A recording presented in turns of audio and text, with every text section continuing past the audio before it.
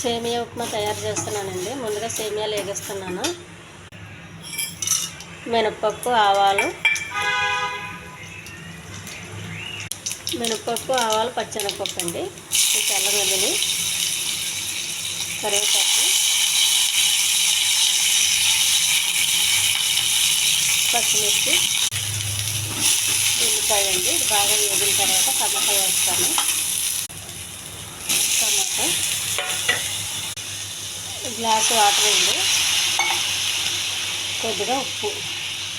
సేమియా గ్లాసులో సగం వేసానండి.